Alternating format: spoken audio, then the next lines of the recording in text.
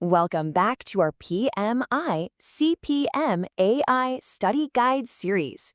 Today we are diving deep into one of the most critical phases for your exam, Phase 5, Model Evaluation. This is where the rubber really meets the road. So here's our game plan. We'll start with the big picture, then build out the core framework. We'll talk about how you know when a model is good enough, and then we'll cover the common traps the exam loves to set.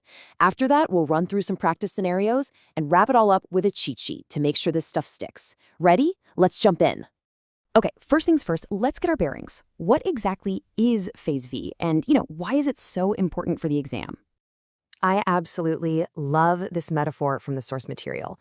Think about it. This is your last chance to find any major problems before your model goes live and faces a real audience. It's truly the moment of judgment. So, in the grand scheme of the CPMAI lifecycle, Phase 5 is nestled right here. It comes directly after you've built the model in Phase 4, and it acts as the final critical checkpoint before you push it out into the world in Phase 6. And this is the key takeaway for the exam, right here. The whole reason Phase V exists is to stop us from deploying models that look great on paper, but in reality don't deliver any business value or fail to meet crucial compliance standards. All right, now let's dig into the core framework. Pay close attention here because these are the absolute must-knows for this phase. First up, we have the model performance results.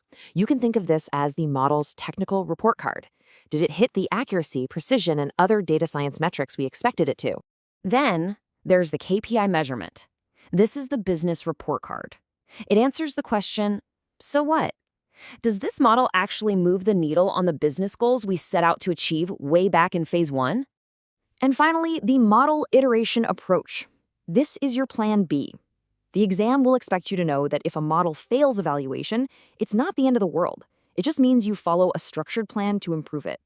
Okay, this slide might look like a lot, but it's basically the entire phase in a nutshell. You take inputs from Phase 4 and Phase 1, you perform your 4 key tasks, you generate your key outputs, and then you make that critical go, no-go decision. It's a really logical flow. So, the million-dollar question is, how do you know when you're actually done? Let's talk about what good enough really means and what evidence you need to prove it.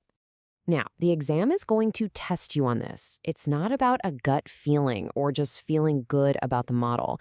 It's about formal, documented acceptance.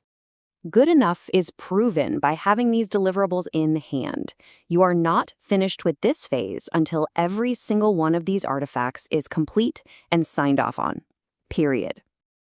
And this right here illustrates the beautiful principle of traceability. Phase V is all about comparing and contrasting. You're connecting the results you got at the end of the project back to the promises you made at the very beginning. All right, let's move on to a really critical section. These are the common traps the exam will try to set for you when it comes to Phase 5. Trap number 1 is the accuracy illusion. Don't fall for it. The exam will dangle a super high accuracy score in front of you to trick you into thinking the job is done. It's not. Technical accuracy is just one piece of the puzzle. Trap number 2 is all about timing. Remember this clear line in the sand. Phase 4 is where you design the test. Phase 5 is where you run the tests and judge the results. They're two distinct activities. And the third trap is the failure fallacy. The CPMI lifecycle is designed for iteration. A failed evaluation isn't a project failure. It's just a data point that tells you it's time to execute your iteration plan.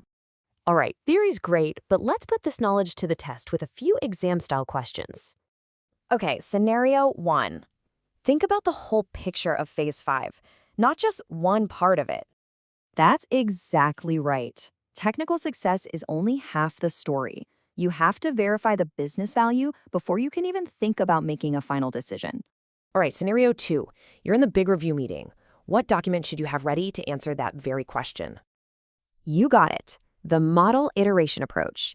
Having this plan defined before the review meeting shows proactive project management, which is something PMI really values. And our final scenario. Think about what this critical go/no-go meeting is actually called in the CPMAI framework. Perfect. This formal get-together with all the key stakeholders, well, that's the very definition of the review process task in Phase 5. Okay, let's bring it all home. We're going to wrap up with some quick rules and a final list of things you should absolutely memorize for exam day. Think of these as little cheat codes to help you analyze questions quickly when you're under pressure. They connect common exam scenarios directly to the correct CPMI process. Now, if you only have time to memorize 5 things for Phase V, these are it. Know what they are, know why they exist, and most importantly, know how they all fit together. So, to recap everything, here are the 3 most testable takeaways. 1. Evaluation is holistic. It's not just about accuracy. 2. A failed evaluation just kicks off your iteration plan. And 3. The review process is the formal final gate. If you can master these 3 concepts, you'll be in great shape for any Phase V question on the exam. And that leads us to the ultimate question. Now that we know the model works in a controlled environment, how do we make sure it keeps working out there in the wild? Well, that question is the perfect lead-in to our next explainer on Phase 6, model operationalization. Thanks for joining, and I'll see you then.